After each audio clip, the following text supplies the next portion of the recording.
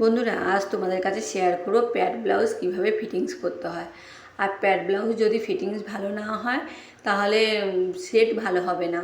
আর এটা হচ্ছে মেন। আর তোমাদের কাছে কাটিং করার সময় প্রথমেই আমি শেয়ার করেছিলাম যে প্যাড ব্লাউজ বানাতে গেলে ডবল লাইলিন লাগে। আমি ডবল লাইলিন কেটেও দেখিয়েছিলাম, আগের ভিডিওতে দিয়েছি। এটা প্রথম দেখুন, ডবল লাইলিনের মধ্যে একটা লাইলিন আমি সরিয়ে রেখেছিলাম, সরিয়ে রেখে একটা লাইলিন আমি মেন কাপড়ের সাথে জমিয়ে নিয়েছিলাম, জমিয়ে দুই সাইড কেটে দিয়েছিলাম।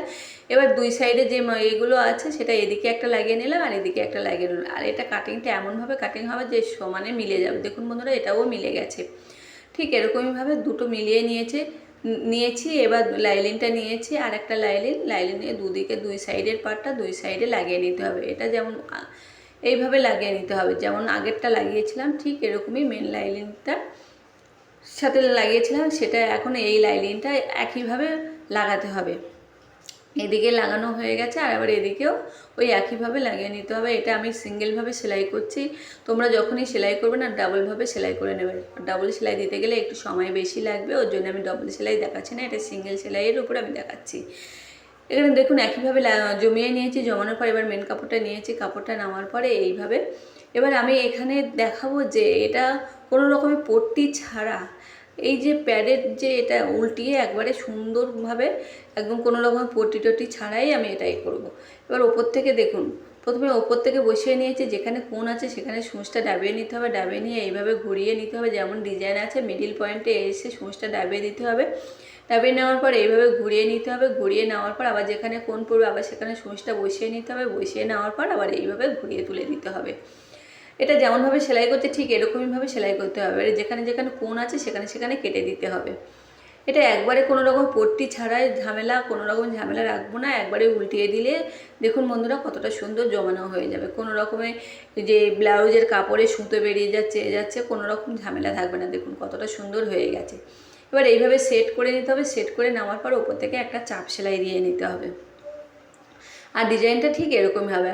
আর সেট করে নেওয়ার পর ওপর থেকে একটা চাপ সেলাই এইভাবে দিয়ে নিচ্ছে, কিন্তু পরবর্তীকালে কাস্টমার এসে বলছে দিদি এরকমই না, আমার ভালো লাগে না, আমার পট্টি দিয়ে দেবে। কেন এক একটা কাস্টমারের এক একটা ডিমান্ড থাকে, কারোর পট্টি ভালো লাগে, কারোর এরকমই ভালো লাগে। ঠিক আছে, আমি জানতাম না, ঠিক আছে আমি তোমার আবার খুলে আমি আবার পট্টি লাগিয়ে দিয়েছি। হ্যাঁ একটু খাটুনি হয়েছে ঠিকই, কিন্তু কাস্টমার যেটা চাইবে তো সেটা আমার করে দিতে হবে বন্ধুরা। কিন্তু সেইভাবে আমি কাস্টমারের কথা শুনে আবার পট্টিটা লাগিয়ে দিয়েছিলাম। এবার এইভাবে দেখুন জমিয়ে নিয়েছিলাম, কতটা সুন্দর হয়েছে। এবার প্যাডের ক্ষেত্রে আমি এইভাবেই জমিয়ে দিই প্রত্যেক ব্লাউজে। তারপর পরবর্তীকালে কাস্টমার যখন বলেছিল তখন এই পট্টিটা লাগিয়ে দিয়েছি। আর তোমাদের কাছে প্রথমে কাটিংয়ের সময় বলেছিলাম পয়েন্ট নিয়েছিলাম 10 ইঞ্চি, 10 ইঞ্চিতে দাগ দিয়ে নিচ্ছি। দেখুন বন্ধুরা এটা হচ্ছে মেন প্যাডটা নিয়েছি। প্যাডটা নেওয়ার পর মাঝখানটা বরাবর একটা পয়েন্ট দিতে হবে, দিয়ে এইভাবে সমানভাবে দাগ টেনে নিতে হবে।